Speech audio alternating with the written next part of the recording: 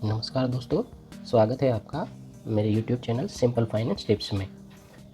दोस्तों, आज हम बात करेंगे एक ऐसे पोर्टफोलियो की जो आपको दे सकता है शांति भी और अच्छा रिटर्न भी। ये एक बैलेंस स्ट्रेटेजी है जो मैं अपने 10-15 सालों के एक्सपीरियंस से सजेस्ट कर रहा हूँ। और ये डिस्क्लेमर है कि मैं सेबी रजिस्टर्ड नहीं हूँ। जो कुछ भी मैं यहाँ पे बता रहा हूँ मेरे पर्सनल एक्सपीरियंस के बेस है। आप कोई भी डिसीजन लेने से पहले अपने फाइनेंशियल एडवाइज़र से कंसल्ट कर लीजिएगा। तो इस स्ट्रेटेजी में हम एक पोर्टफोलियो बनाएंगे। सबसे पहला स्टेप होगा हमारा पोर्टफोलियो बनाने का, जिसको हम वेल डिफाइंड परसेंटेज के अंदर डिवाइड करेंगे।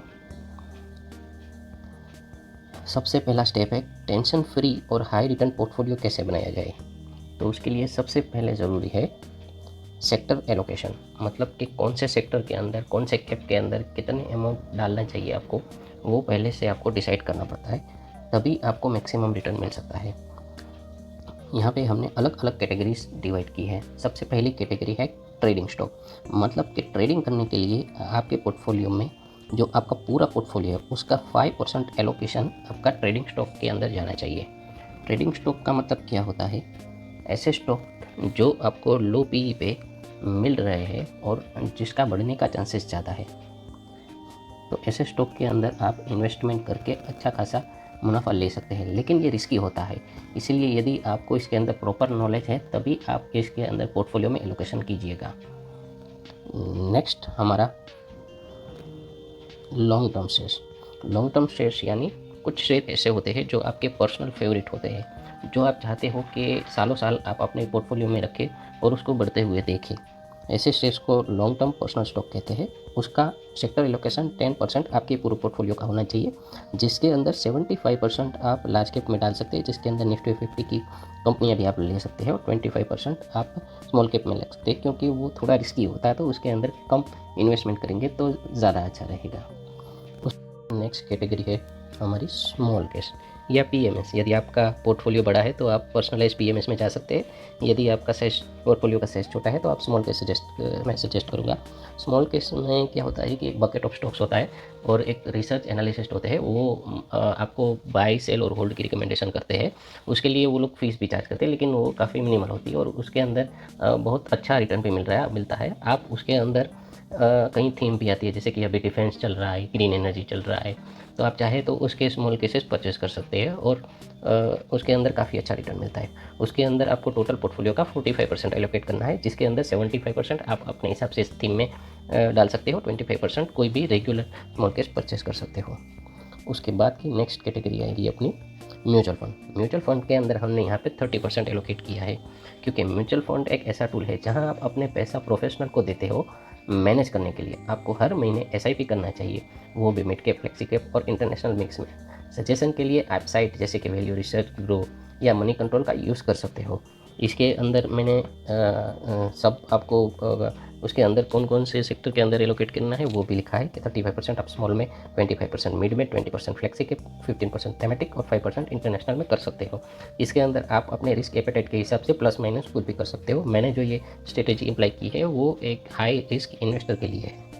उसके बाद की कैटेगरी आती है cash for buy on dips. ये सबसे इंपॉर्टेंट कैटेगरी है और इसके अंदर सबसे ज़्यादा लोग मार खा जाते हैं, क्योंकि हर बार लोगों को ग्रीड आती है, तो उसकी वजह से वो पूरा का पूरा पैसा इन्वेस्ट कर देते हैं और जब मार्केट में अच्छा खासा डिप मिलता है तब उनके पास बाय करने के लिए पैसा ही नहीं होता।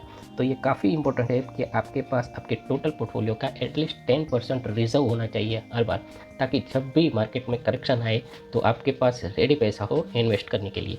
उसके अंदर भी काफ़ी लोगों को बहुत कन्फ्यूजन रहती है कि पैसा तो पड़ा है लेकिन किस में डालें, पर्सनल पोर्टफोलियो में डालें, म्यूचुअल फंड में डालें, स्मॉल केस में डालें, कहाँ पे डालें और कितना पास रखें, क्या करें। तो उसमें मैंने मेरे एक्सपीरियंस के आधार के ऊपर यहाँ पे ऐसी स्ट्रेटेजी बनाई कि आप 5% ट्रेडिंग के अंदर डाल सकते हो, 10% लॉन्ग टर्म के अंदर डाल सकते हो, 45% स्मॉल केस में और 30% म्यूचुअल फंड में, और उसके बाद फिर 10% फिर भी आपको कैश ऑन हैंड रखना है।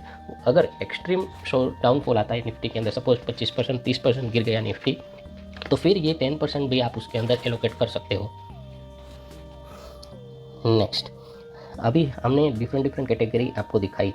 यदि आपको थोड़ा भी इसके अंदर कन्फ्यूजन हो रहा है तो मैंने एग्जांपल के लिए यहाँ पे 15 लाख का एक अमाउंट लिया है। सपोज कोई भी ऐसा इन्वेस्टर है जिसके पास अभी 15-20 लाख या 30 लाख कोई भी रकम पड़ी हुई है और वो सोच रहा है कि मुझे इन्वेस्ट तो करना है लेकिन मैं कैसे करूँ, किसके अंदर करूँ, वो समझ में नहीं आ रहा है, तो उसकी हेल्प के लिए मैंने अपने एक्सपीरियंस के आधार पे एक 15 लाख का पोर्टफोलियो बनाया है सेक्टर के साथ में। उसकी एक एक्सेल की स्क्रीनशॉट मैं यहाँ पे शेयर कर रहा हूँ, अगर आपको चाहिए तो मैं आपको एक्सेल का लिंक भी दे दूँगा। तो ये देखिए, ये रही। यहाँ पे आप देख सकते हैं कि यहाँ पे हमने जो भी आगे डिस्कस किया, ये ट्रेडिंग स्टॉक है, लॉन्ग टर्म स्टॉक है। लॉन्ग टर्म के अंदर भी जो भी कैटेगरी है वो ये पीएमएस है, स्मॉल कैप है, ये म्यूचुअल फंड है। ये सभी कैटेगरी के अंदर आपको इस परसेंट के हिसाब से सेक्टर एलोकेशन करना है और उसके अंदर पैसा डालना है। तो ये पूरा का पूरा आपका 15 लाख इसके अंदर इन्वेस्ट हो जाएगा। फिर भी 10% आपके पास कैश ऑन हैंड रहेगा। सपोज़ मार्केट में कुछ भी करेक्शन आता है तो आप, जो मैंने अभी समझाया आपको, ये जो सभी कैटेगरी है इसके अंदर आप इन्वेस्ट कर सकते हैं और ईज़िली एक अच्छा रिटर्न ले सकते हैं लॉन्ग टर्म के लिए। आप चाहे तो कैश ऑन हैंड ज़्यादा भी रख सकते हैं ताकि जब भी मार्केट में टिप आए तो उसके अंदर कर सकते हैं। आप गोल्ड के अंदर भी इन्वेस्ट कर सकते हैं, वो भी एक अच्छा जरिया है, लेकिन मैंने यहाँ पे सिर्फ इक्विटी फोकस्ड ही आपको बताया क्योंकि गोल्ड के अंदर मेरा ज़्यादा एक्सपीरियंस नहीं है। आशा करता हूँ मेरी दी गई जानकारी आपको लाभदायक हुई होगी। अगर आपको कुछ सुझाव है, कुछ सजेशन है, कुछ इम्प्रूवमेंट करना चाहते हैं आप, तो आप हमारे चैनल में कमेंट में हमको बता सकते हैं। और अगर आपको मेरा वीडियो अच्छा लगा और इससे थोड़ी सी भी हेल्प हुई है तो आप हमें लाइक, शेयर और सब्सक्राइब कर सकते हैं। Thank you.